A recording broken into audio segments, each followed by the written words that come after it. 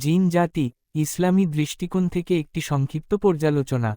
লেখক আজিজুল হক। সূচিপত্র। ভূমিকা। জিনদের সৃষ্টি ও উপাদান। জান, জিন জাতির আদি সত্তা। ইবলিশ ও শয়তানের উত্থান কাহিনী। জিনদের বিভিন্ন শ্রেণীবিভাগ। জিনদের জীবনধারা ও সমাজ ব্যবস্থা। জিনদের প্রাচীন ইতিহাস ও রাজত্ব। হজরত সুলাইমান ও জিন জাতি। বর্তমান পৃথিবীতে জিনদের অবস্থান। উপসংহার। ১। ভূমিকা।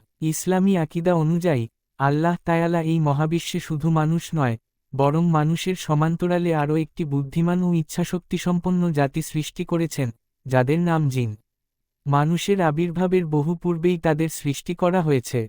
মানুষের মতো তাদেরও ভালো মন্দ বিচার করার ক্ষমতা এবং ইবাদতের বাধ্যবাধকতা রয়েছে।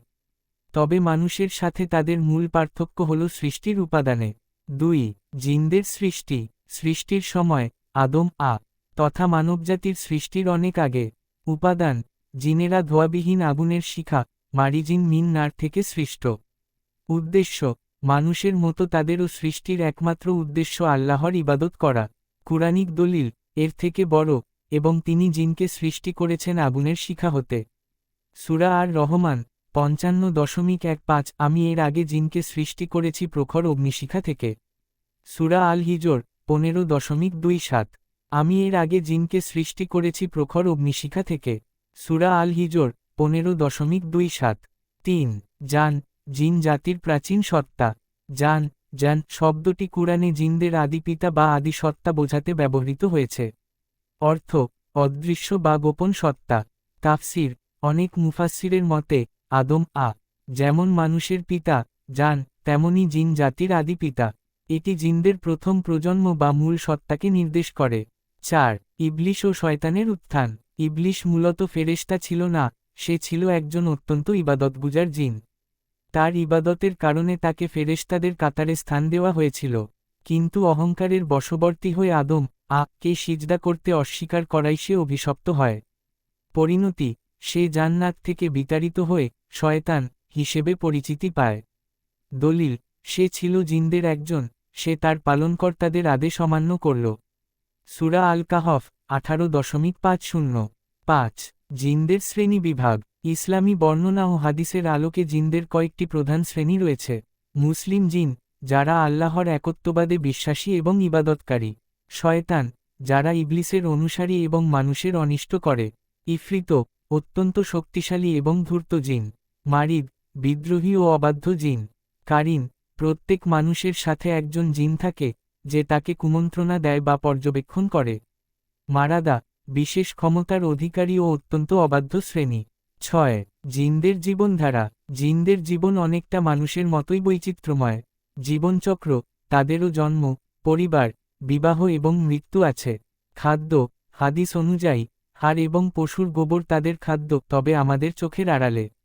বাসস্থান: সাধারণত নির্জন স্থান, বন জঙ্গল, পাহাড়, গর্ত বা অপবিত্র স্থানে তারা থাকতে পছন্দ করে। হিসাব নিকাশ: পরকালে মানুষের মতো তাদেরও জান্নাত বা জাহান্নামের ফয়সালা হবে। ৭। জিনদের ইতিহাস ও রাজত্ব। মানুষ পৃথিবীতে আসার আগে জিনরাই ছিল এই পৃথিবীর প্রধান অধিবাসী। তারা পৃথিবীতে বড় বড় শহর ও শক্তিশালী রাজত্ব কায়েম করেছিল।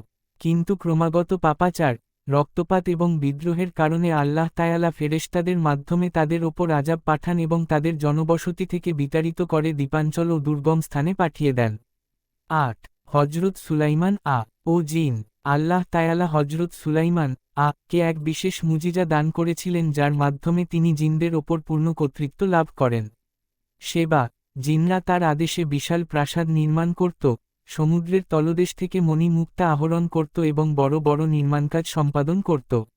শিক্ষা: সুলাইমান এর মৃত্যুর ঘটনা থেকে প্রমাণিত হয় যে, জিনরা গায়েব বা অদৃশ্য ভবিষ্যৎ সম্পর্কে কিছুই জানে না।